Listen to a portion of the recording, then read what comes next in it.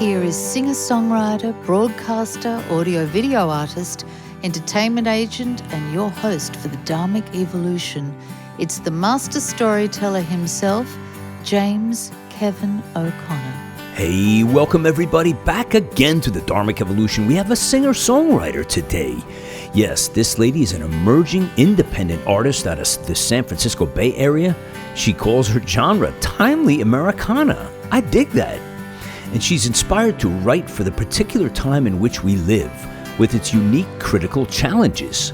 She sees the world in robust transformation as the ripest subject for her songwriting, and her songs address such issues as the preservation of the natural world, homelessness, the political landscape, friendship and loss, and love of country. Ladies and gentlemen, you better strap up your seatbelts because we're taking a ride today on the dHarmic Evolution with Kate Magdalena. Kate, welcome to the dHarmic Evolution. So good of you to be here. Well, I'm really happy that you asked me to come on the show. Yeah, a California lady, singer-songwriter, and how serendipitous was it that Gene Foley connected us, and you were in Nashville. I know. I was almost going to try to reach out and say, hey, let's go get a cup of coffee, but I mean, time was, you had a flight to catch, and I was running around like crazy, so... but we're here now, and congratulations on A Larger Dance. Really great song, and looks like a fantastic project that just got kicked off recently. Can we start with that and tell us where you are on that journey? Yeah, well, actually, it's a full album of 11 songs, and it was just released last Friday. And I'll tell you, I feel like I've been a bit like... a mother giving birth. Yesterday, I did go into a bit of a postpartum depression. There's so much, I didn't realize that when you do a project like this, I've written most of the songs. There are a couple of covers on the album. I've got, just so that people know, there's a cover of the album begins with Joan Armatrading's song, Dry Land, that I discovered in the 70s. And I discovered it at the beginning of my passage of adulthood, when I saw that in fact adulthood is formed of different rivers, different bodies of water that we get through to come onto dry land, so to speak. And that song spoke to me then. It speaks to me now. I don't know if you want me to go into any more depth on the songs, but just to let you know, I've got Crosby, Stills, and Nash. I did a Southern Cross cover. And I did also a cover by Sinead O'Connor, Take Me to Church. But the other songs are mine. That's 8 of them. And I can tell you more about that, but I didn't know if you want me to keep on, talking, or if you want to say something. It's your show, so we'll just roll with it. So why don't we do this? Oh, wow. Okay, I can talk. I love talking. So I love that. That's easy for me because I'll just get a cigar. I used to have a radio show, by the way. I'm good at it. I tend to talk too much, actually. So, but do interrupt. Anytime you have a question, please don't hesitate to just. And I won't go on and on, but basically just to describe the album. So then I've got a song. I've got 3 songs about the earth. The earth is, the saving of the earth. They're not heavy-handed. They're really beautiful. One is called New Earth. It's a fantasy, visionary song about, basically about, the kingdom of God. I mean, it's basically how the earth should be, was at one time, and will be restored again to its incredibly perfection. And of course, we would almost be there right now if there weren't so many people just making obstacles to that. Anyway, that's New Earth. Right. I've got Long Live the Woods, which is a poetry. I began songwriting by setting poems to music. And one of my first projects, actually, probably 10 years ago, I set a little riff by Gerard Manley Hopkins, an English poet from the 19th century, a Christian. And he wrote beautiful love poetry to God. And he writes the first environmental poem, maybe after William Blake. He says, "Where would the world be, once bereft of wetness and of wildness? Let them be left, oh, let them be left. Long live the weeds and the wilderness yet." I changed it to woods and that became Long Live the Woods. I can see you want to ask something. Go ahead. No, I just want to let people have a taste of the title track. So we'll just play that for them so they can get a sense of Kate Magdalena. Okay. Here we go.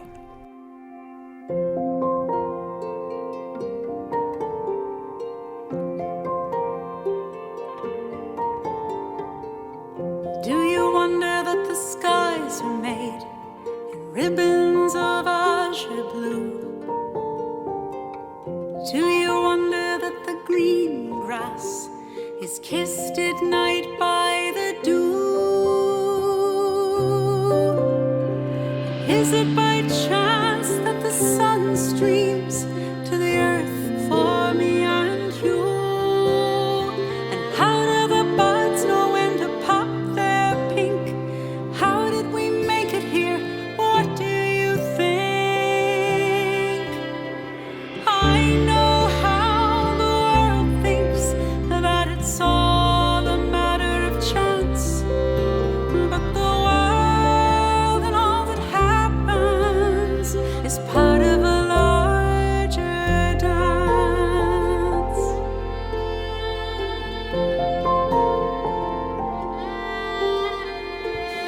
Are the people in our lives simply there by chance? Or are their destinies part of some great romance?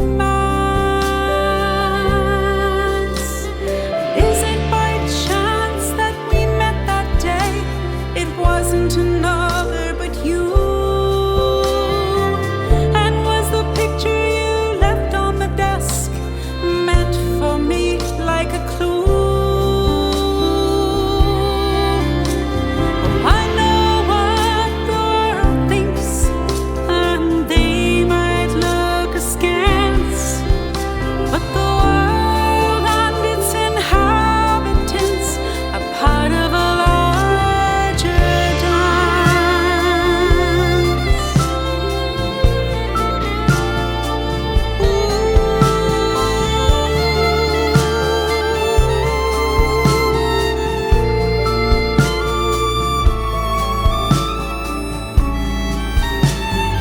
I know what the world thinks, that it's all a matter of chance, but the world and all that happens is part of a larger dance.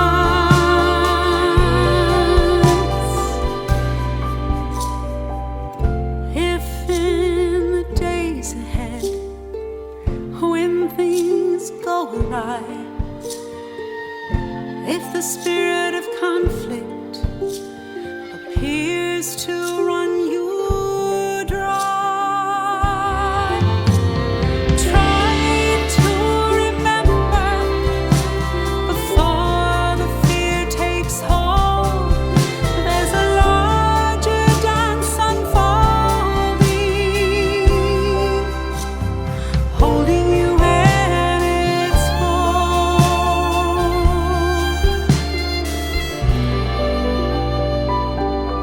And the world and you and I are part of a larger dance.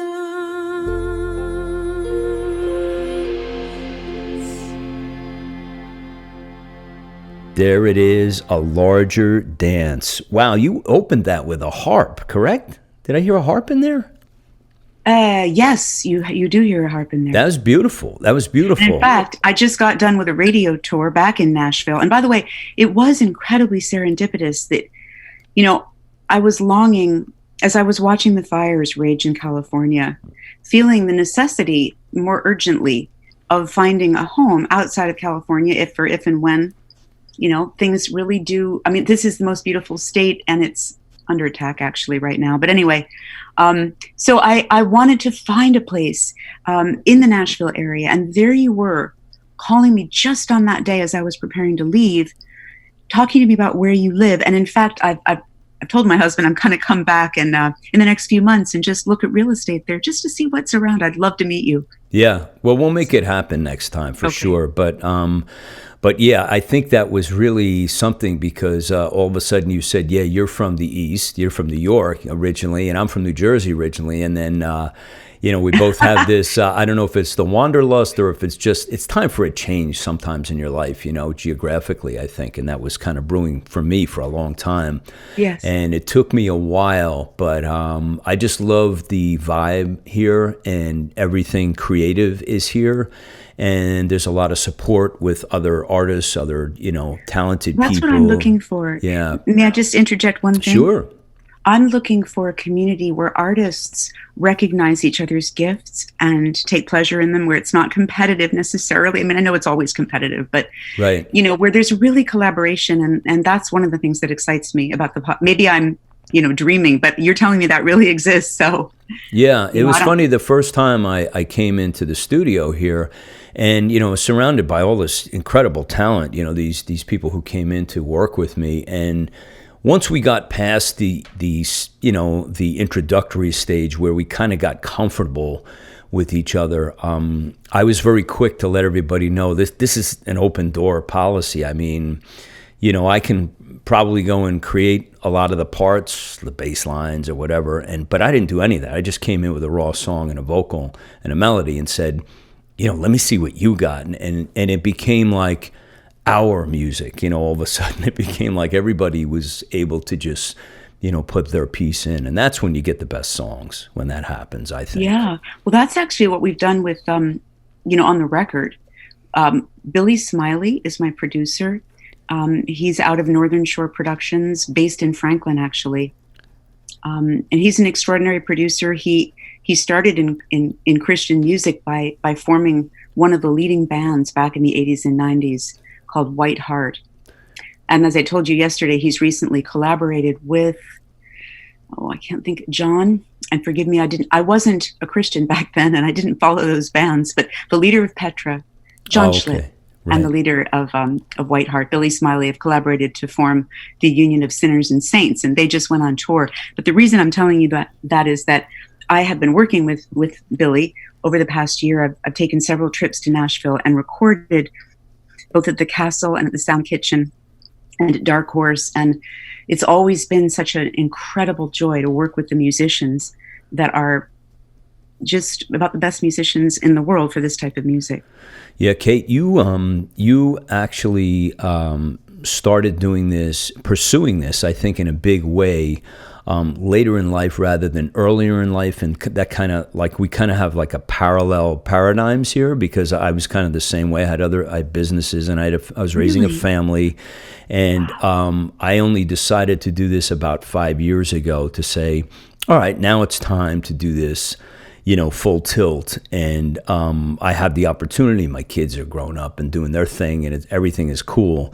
So how does that feel to you on a day-to-day basis? Do you feel like it's a real blessing? Is it a hardship? Is it all of the above? How does it feel for you in this world right now? Yeah, I'm so glad you asked. I think it's one of the things I'm struggling with, actually, because I never considered myself an artist before. I had this passing thought right after I graduated from college. I majored in history. I'm very interested in, ideas. And I was so interested in ideas, actually, that I thought that, I considered really going into music more. But honestly, even though I had a good voice and I loved to sing, I didn't know I could write, music. I didn't know I could write poetry even. But I just thought that music would be boring. It's just singing, after all. And I was so interested in the world and why it was the way it was, and my place in the world. I should say I had a spiritual urgency about me. I had to find out what was going on here. And so I kind of did. I spent my 20s really in spiritual pursuit. I did do jobs. I ended up using my writing, in corporate writing, and I had a wonderful job, actually. Loved publications, loved to write, and worked for hospitals and such. But then I became a teacher, and teaching was extremely creative, and I enjoyed it very, very much. I loved children. I just never I didn't know how to approach the music industry at all. And before the internet I just felt like, well, there's no way.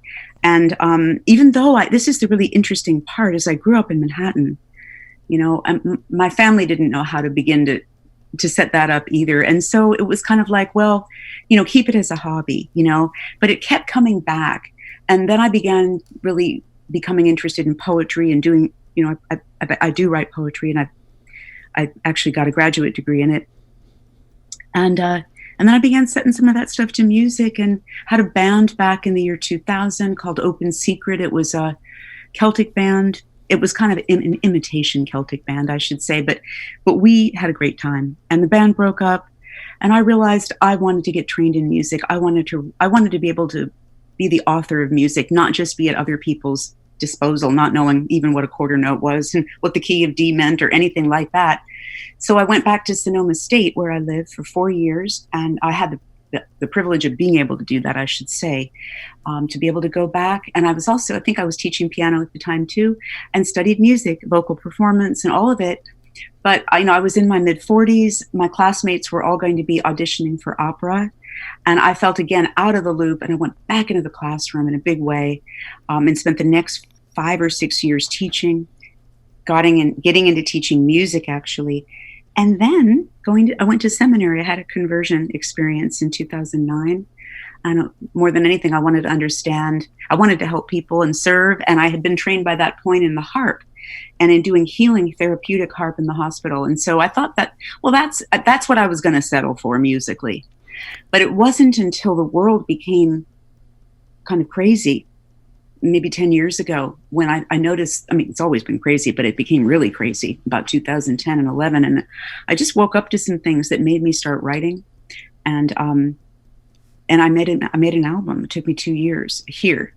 Do you feel like that all of the collective experiences you had, both in your professional and personal, Yes. journeys, don't you feel like you have a wealth of better songs to contribute because you had that past, rather than if you just went right out of the gate in your 20s? Oh, totally. The thing that's weird, honestly, is that I've never studied songwriting. I have some books. I've tried to take a course, but it didn't last very long. Like, I just basically feel like it's such a creative process of going within and allowing the spirit to move. And I do feel that it is a total God-given talent if you have it. I don't even take responsibility in a way for my songs, in that they're gifts. Each one of them is a gift. And that's why I want them to be heard. Yeah. And how about influences as you were going through your life? Because you got a beautiful, your voice is just so clean and clear and pure. Who were you listening to that you admired growing up, and like that you just kind of that stuck to you? Whoever it was, it's just beautiful. It's very unique and original. So who did you listen to and love? Well, I'm glad you asked, because I'm of the opinion that the voice is literally formed through the ear. It's formed through listening. I know it. It's been my theory, and I know it's going to be proven one day, because, well, first of all, it's not just I have to say, it's not really my theory. Have you ever heard of Rudolf Steiner? Yes. Rudolf Steiner, the Austrian philosopher and a teacher, he spoke about how the larynx actually forms when we listen. In minute detail, the larynx becomes formative through listening. And we replicate what we hear, even if we don't speak it. Well, I listened to Julie Andrews as a child. I listened and I listened and I listened. And then I listened to Mary Travers, Peter, Paul, and Mary. And I listened as deep, it's like my ear was just like plunked there, for hours, over and over. And then I listened to Eva Cassidy, Joni Mitchell, Lorena McKennitt. For me, I have to say, she's my guiding light. Lorena McKennitt is a Canadian-Irish, incredible songwriter. And she's the one that first tapped into what I would call a mystical sense in music. When I literally felt shivers all over my body when I heard The Lady of Shalott, her gorgeous tune of, again, poetry to music of, I think it's not Yeats, it's Tennyson. But anyway, so she was an intellectual songwriter, also very aesthetic. And I think she's the one that got me going on the harp. Wow. And then from there, it was like, I don't know, I just started. One of the really interesting things I just wanted to share with your listeners that I didn't understand. I used to write a lot of poetry, but poetry began to feel unimportant to me. It began to feel like just an exercise in kind of, I don't know, it began to lose meaning for me. And I actually stopped writing, and I stopped listening to music really for quite a while. But I noticed as I began to write, if I tried to write poetry, it was always like this kind of garbledy-gook melody kind of stuff. It was always things that didn't make sense but had rhythm to it, and then songs just kind of started bursting out, Right. And so anyway, one of the things I've noticed is that musicians tend to, especially songwriters, all take hiatuses, throughout their career. Like they'll just like disappear for a while. And I think that's really healthy, because I think it allows you to appreciate what you have, because if it gets overdone, it's just like, it's like there's something lost in it. It's being so rote, and so, it's the same thing over and over and over, a heavy schedule, touring schedule, whatever. And you need time to, like, especially if you're going to write something new, you need time to like regenerate and like just go out and see what's going on again, I want to take this moment to play this thus far is my favorite. This is called Take Me to Church. Here we go.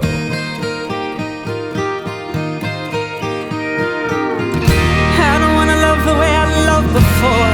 I don't wanna love that way no more. What have I been writing love songs for? I don't wanna write them anymore. I don't wanna sing from where I sang before. I don't wanna sing that way no more.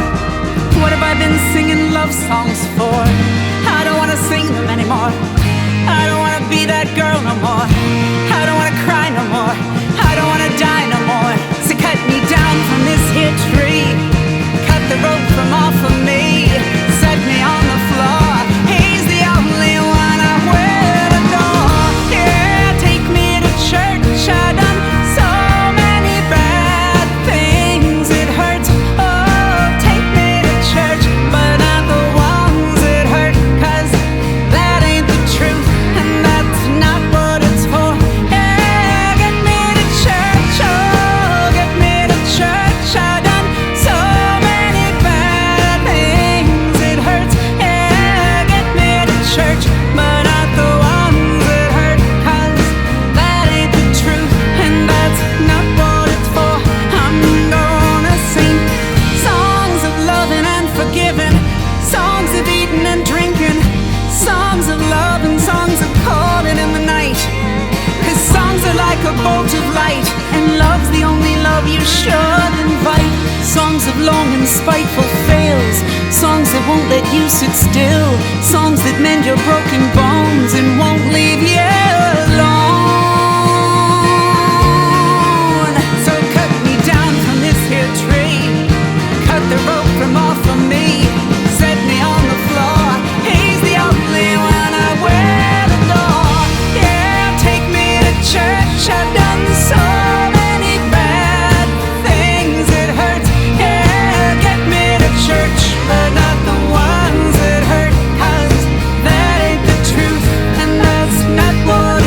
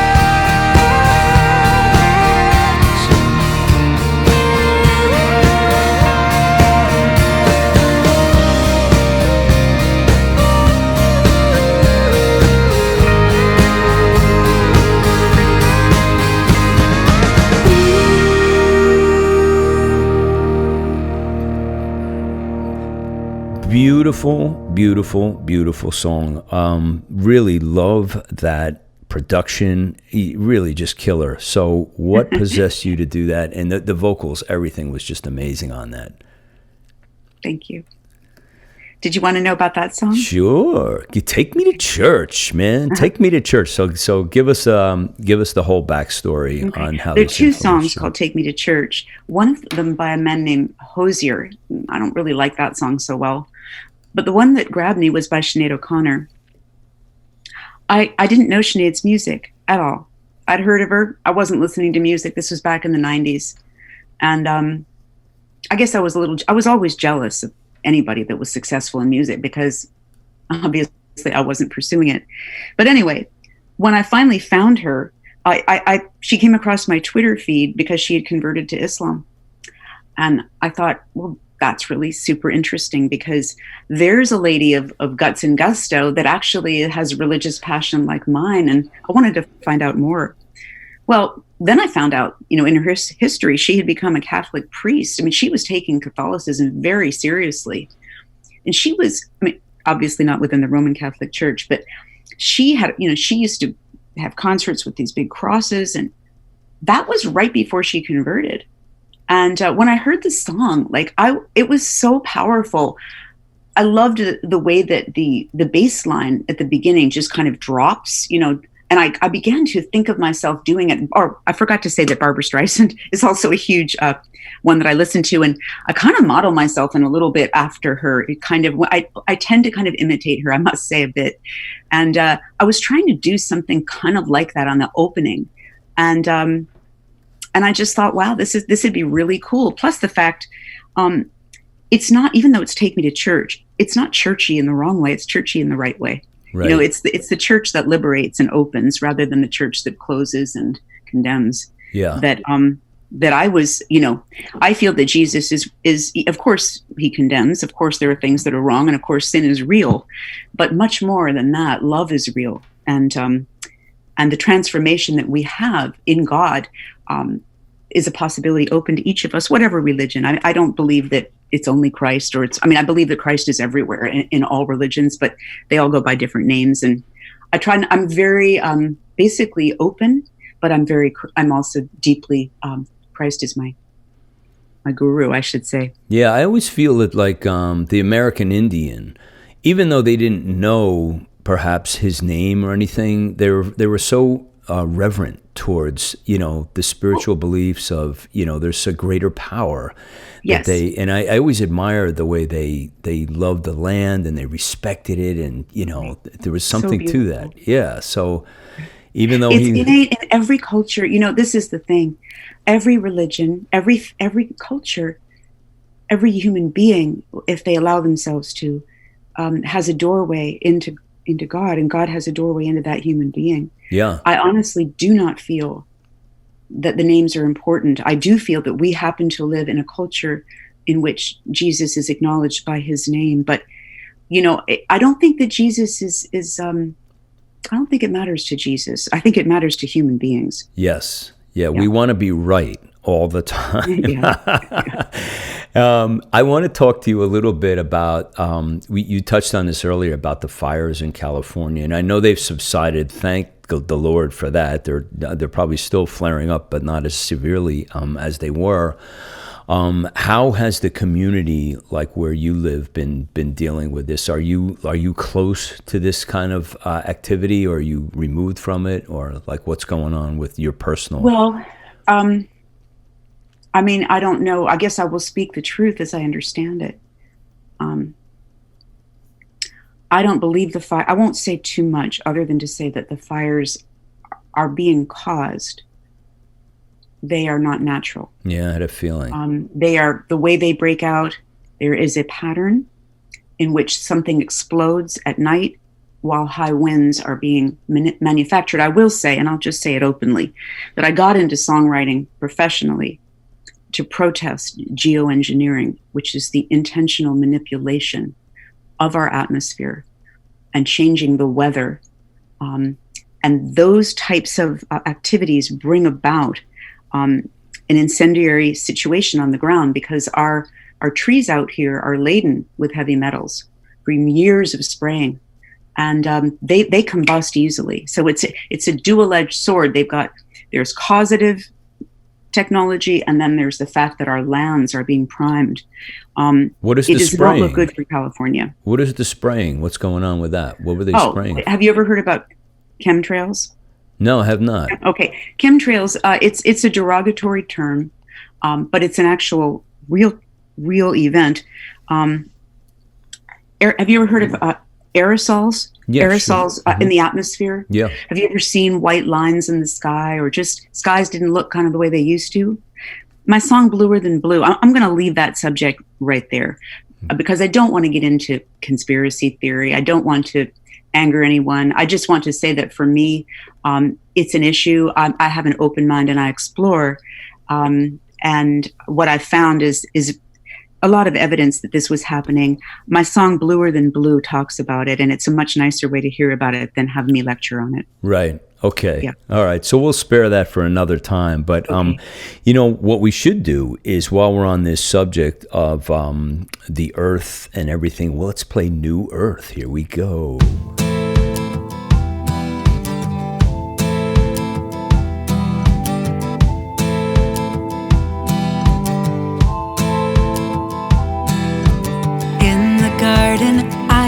Walking morning early and I wasn't talking. The sun beamed honey on the white horizon.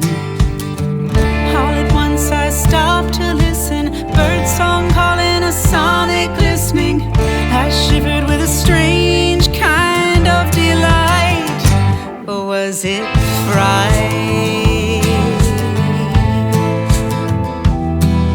Suddenly a bright swept on down, offered me his wingspan for a ride, straddling my legs side to side, put my arms around his neck.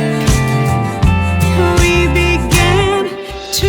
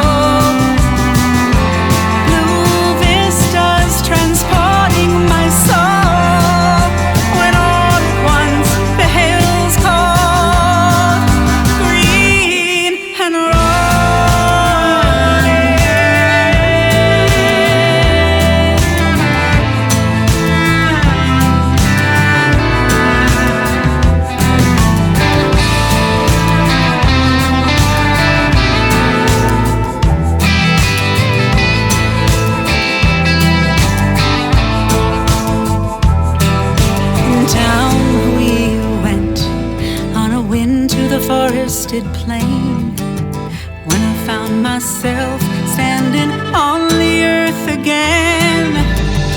But it was an earth that was changed, that was made new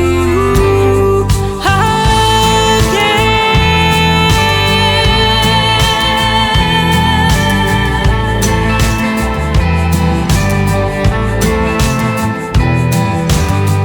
There was no hurt in any land, in any sea or air,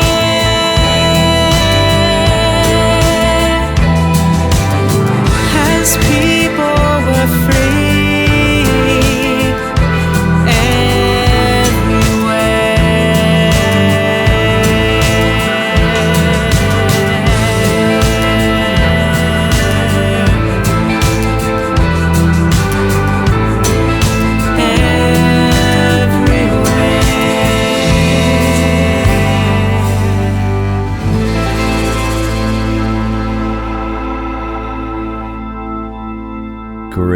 Great song, New Earth. Love the opening acoustic lines on that.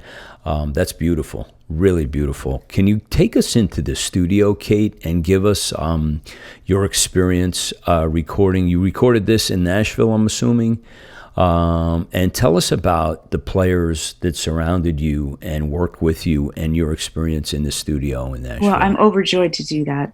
Okay. Because the studio is my very favorite place to be in the world. And it always has been as soon as I started recording. It's magic. Billy, I will say, is an absolutely extraordinary producer. He has just such a great ear and aesthetic for what's going to sound good and contemporary too. I worked with some great musicians. There was drummers, Jared Neal, who plays with Casey Musgraves, or did. Fred Eltringham, who played with somebody really famous, Sheryl Crow. That's her drummer. Take Me to Church was Fred Eltringham, by the way. Those great drums. We've got Blair, and I can't think of his last name, but he's the best. He and Mason Embry on keyboards. Blair works with Garth Brooks. On guitar, I've got Brennan Smiley, Billy Smiley's son, who is the lead singer and creative inspirer of a group called Technicolors. Blair Masters. Pardon me? Blair Masters. Blair Masters. Yeah. Yes, thank you. Blair Masters. Thank you. I'll never forget again. Billy Whittington from the Castle. Well, he worked at the Castle with me. I don't know where he's actually from. He's a fabulous mixer. He was there doing the recording engineering. And who else was there? But anyway, the whole scene. I can't forget Jonathan Crone. Jonathan Crone did the electric guitar for a number of my songs. Fabulous guitarist, and also does some, synth. What do you call it? I don't understand the whole world of computerized music, but he does some of that on programmed music. I should call it. Right. And it was just, what can I say? What would happen is we would Billy and I we'd map out the song first day pre-production. Then the next day or the day after that, we'd the tracks would be laid down by these various people. I do scratch vocal. And then in the evening, I would come back and I would do the real vocal. And Billy has this really funny tradition of, he would say, you have to get Jack Daniels and Jack Daniels mixed with Coca-Cola and take a Lay's potato chip. And he'd make me have a little bit of that before. I didn't get drunk or anything, but it was really funny. And so it helped my voice get clearer, maybe. What's the potato chip? But anyway, it was always very, that? very, I will tell you this, the truth of it is that when I record the vocal, if it's going well, which it often does, it's sheer magic, because these microphones are so terrific. And for me, because I know that my voice responds to the ear, I've got the headphones on and I'm hearing the feedback of my voice in real time and responding to it, which creates the next real time. And it's absolutely fantastic. And it sounds great. I must say, it sounds really good. Tell me what the potato chip has to do with the elixir that he prepared for you. I think that's salt. He says it has to be Lay's. Of course, I want to use the organic, but anyway, it's a tease. We don't really do that. I mean, I might have a little sip of Coca-Cola and a potato chip. Yeah. It's just, I don't know. It's probably just a wise tale. Yeah. Favorite moments when you are in the studio? Is it coming to the mix? Is it the actual laying down of the tracks? Oh, okay. You want to? Can I get up and just show you something? Sure. I'm not going to move. Sure. I'm not going to move. But look at that. So I'm going to go back here. Okay. When I record, I am in full motion. The body, it's everything. I'm like literally moving, and I literally cannot sing beautifully unless, well, I mean, I could, but there are times that I stay still, but basically I'm in motion. And I find that, it's the rhythm actually that's so inspiring. Right. So no bangles, no wristwatches, no jewelry, right? Do you drive the engineers crazy if you're recording? Actually, it's just when I record, it's just usually me and Billy when I'm doing the vocal. Right. But you're saying you're moving while you're singing. Is that correct? Yes. Oh, that's cool. That's very cool. Yeah, because you're using your freedom. It's in the body. Yeah. The body is part of the voice. The voice is in the body. Right. And the movement that I'm trying to capture in some of these beautiful rhythmic songs that actually I have another album coming out, believe it or not, in May. I know. I saw that. I'm so excited. Congratulations. And I've got one more song to do. You're but it's going for going to have the, 11 songs as well. You're going for the trifecta here, Kate. I mean, each year Three in new and albums. freaking three. Can you believe it? That's awesome. That's really a lot to be proud of. I want to ask you about your daily habits. Now, as a songwriter, tell me, do you like regiment? Do you have a favorite time of day to write? Do you schedule? Like, what is your jam? What do you love to do? Just the inspiration hits and you go? Here's the deal. I basically, I told you I didn't exercise. I got to exercise in the morning. I have a morning routine of, well, ideally, some kind of prayer meditation time. Yeah. Ideally, it doesn't always happen. Often doesn't happen, okay? Right. To be honest. But I like it to happen. And when it does happen, my day is much better. I do need to move every day. I do need to do some kind of movement in the morning. Opening the body. I think the body is very important to the creative process too. Oh, yes. And you can't feel like, you know what, and do good work. Yeah. But if a song pops, usually it's honestly, then I'll in the morning I'll often go to my music studio, which is I have a little cabin. Actually, it's really kind of a nice cabin to the left of my house, and I've got my harps and keys and kind of looks like what you've got going back there. And I go and usually the prayer time will morph into some songwriting. I mean, if I'm going to, as I said, I feel that the work is inspired. And so I'll really listen. I'll be like, well, God, Jesus, Holy Spirit, do you have something for me? And, when there is something there, I mean, it's not as if we don't combine talents. Of course we do. I mean, I feel like God gives the inspiration. And for me, it's listening and honing. But it's not as if I sit around writing songs. I'm basically doing so much right now. I'm trying to move my career forward. I'm trying to get the songs heard. There's nobody. I mean, I've got Billy, he's helping me. He's my consultant, and I have a career coach. But honestly, figuring out the booking piece, all of it here in California, prophet in his own homeland, whatever.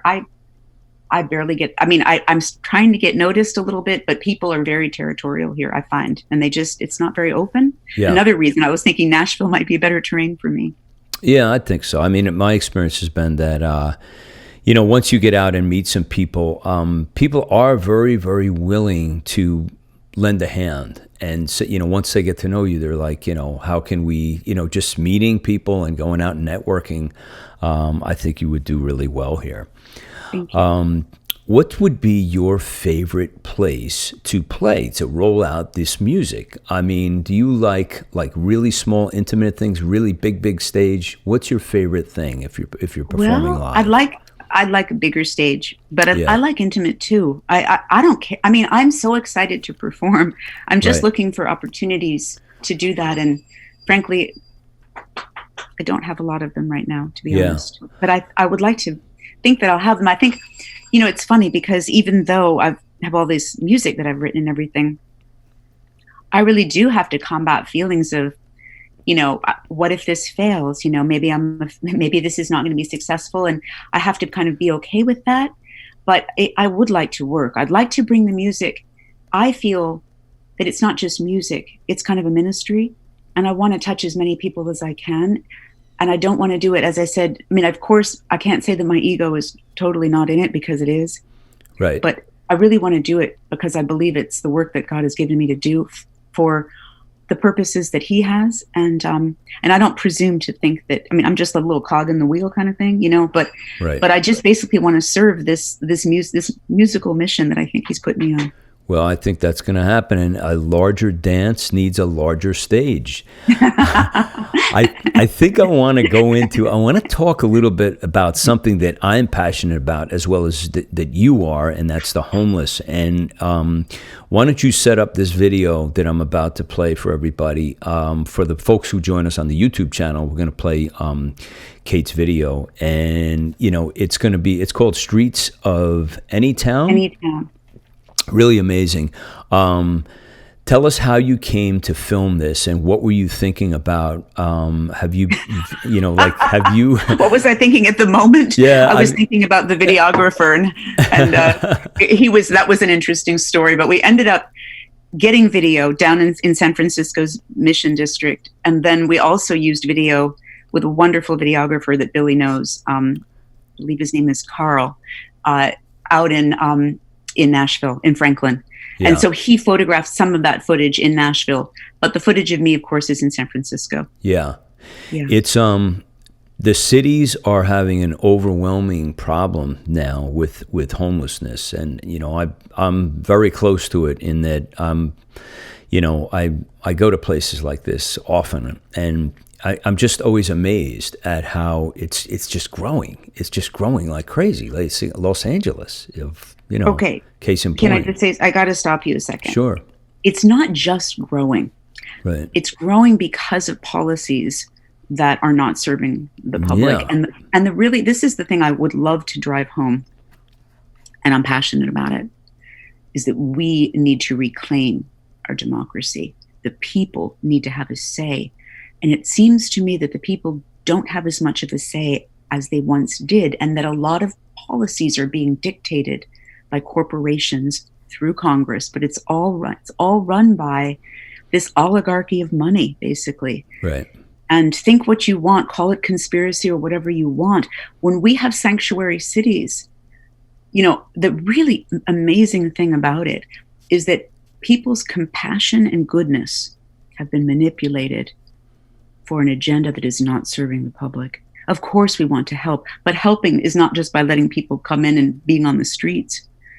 No, the song was really written to say, it asked the question, is it okay in a civilized society, so to speak, that this occur?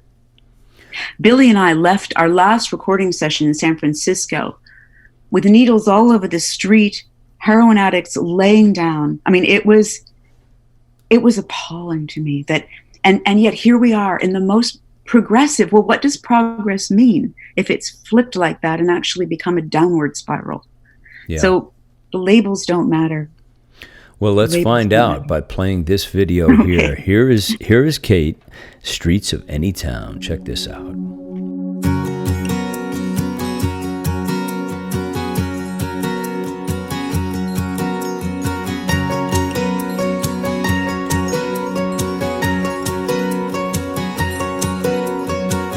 On a corner of the streets of any town,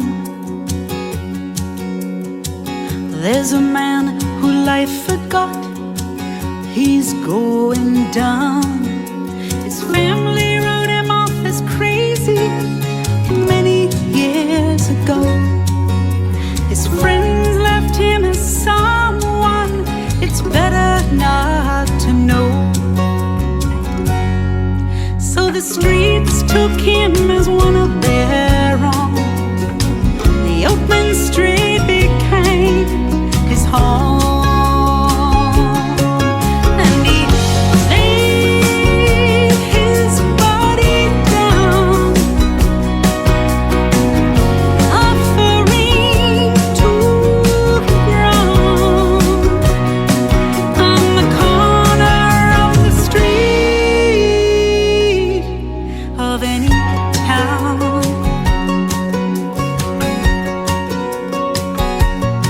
A habit clung to him and bound him. It won't let go. The pain that racks his body means he can't say no. He wants someone to unbind him. He needs someone to be kind to him. It could be me. It could be you. We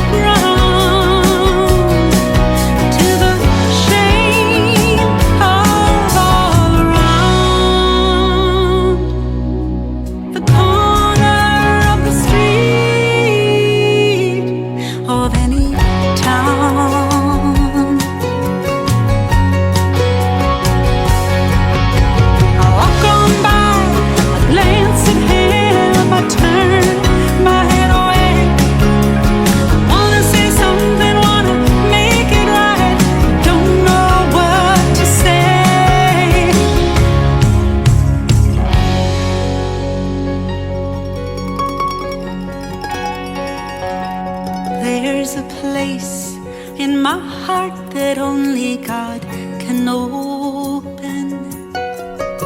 Is there I hear the word that He has spoken. I turn to the man and I look in his eyes so blue. I turn to him and look, and there find you. And Jesus said we would find Him in the least of you, the least of you. There was a man who came to earth from above. His heart and mind were made of love. Laid His body down on a cross of wood. I wonder if the world has misunderstood, 'cause He laid His body down,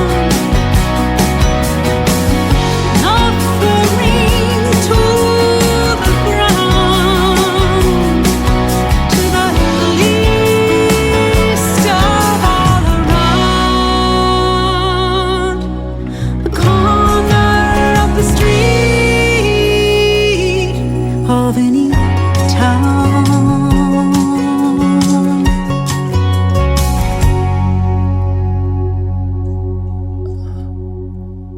Kate, very, very compelling video. I mean, that's not just getting up in front of a camera and telling the story lyrically, but you just really went to the place and showed, what was going on. So tell us about your experience filming that. Thank you. Okay. yeah. I felt like I didn't really do justice to this song. My experience filming it, well, before I tell you that, I want to tell you about my experience writing it. Okay. So it involved, I was part of the reason I got to Nashville. Okay, I got to share this with you, the larger dance, right? So I did my first album. And after I did it, it was like, well, now what? What do I do? How do I promote this? What's going on? Help, what do I do next? I'm a failure, which is what always goes in my head from childhood. So I'm like, God, what do I do? And usually I don't get prayers answered like that. But the next morning in my inbox was an invitation to come to Nashville to participate in something called The Objective, which is run by a man named Ted Brune and a wonderful group of young people who have managed to put together, with no budget, and I mean no budget, maybe a shoestring budget, a tour that goes and brings the work of artists all over the world actually now, but in this country. And I participated in that. And as a member of The Objective, which was the grouping where I first met Billy actually, because various, and you should know about this, it'd be a wonderful thing for you to get involved with, various musicians from Nashville, many of whom are Christian, participate in this and guide artists. And I was given the instruction to go back at midnight or whatever, 11 o'clock, to go back to Broadway and do some missionary work, do some music and do some this and that, with whoever I came across. And I didn't want to do it. I was like, I don't know. I just kind of wanted to go to bed. Yeah. And I like walking, I saw my friends there on Broadway and I said, hi. And I kind of waved and moved on. And there coming toward me with a hood on, bright blue eyes and a beard, a white beard, was a man that looked like he could have been a fisherman out of Scotland. And he said to me, I'm homeless and I'm on heroin and I want to get off of it and I don't know how. He literally approached me. And I had been trained as a chaplain, you're much the chaplain running to the hotel to go to bed, right? So I sat with him and stood with him and we talked and I listened. And then I actually got my friends to come up and we prayed with him and we sang with him. We, did all the good things you're supposed to do with him. But the really important thing was to hear his story and, of course, to pray with him, too. But so that story became a song. And it asked the question, is it okay? Is this okay? Wow. So how did I feel when I was doing it? Honestly, okay, I'm in my early 60s. I felt a little bit like, we don't see a lot of music videos from people in their 60s, that are trying to look charming or whatever. And I was kind of both trying to look charming at the same time I was trying to deliver this very, very important message. And I was a bit self-conscious in places, but I tried to be authentic and just be in the moment and just be there. Billy was there. He came out. He was out. We had the videographer. I believe my husband was there too. And it was a little tense, actually. I felt a little tense inside. We had this, but at the same time, I kept trying to relax. That's what I'm always trying to do, is just relax. Or do you have trouble with that, relaxing? Well, I think we all do. Yeah. I think we all do. I tend to be, people call me high strung. But I think that with the proper, with breath work, meditation, yoga, prayer. I mean, when I say prayer, I mean constant opening to God as much as possible, and an occasional cigarette, an occasional glass of wine. Yeah, I get through. We all have our little vices, don't we? So this is amazing that you have 3 albums back to back to back, 3 different years, and I just see like your career, like from where I sit, watching that is. It's pretty impressive. I mean, I would be so excited, and I am excited for you, for what you're doing and where you're going. Where do you think you would like to, let's just assume for a minute that you did move to Nashville.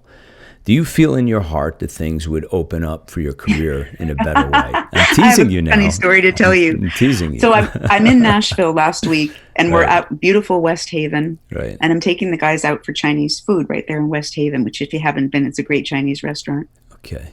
And I say, guys, I'm taking them to lunch, so I've got them in my pocket, right? I say, I'm thinking about coming to Nashville and actually relocating here part-time. And, what do you think? And it was as if I dropped a lead balloon. Everybody was like, kind of good idea, but not really, because there's so many people doing that and there's so much competition.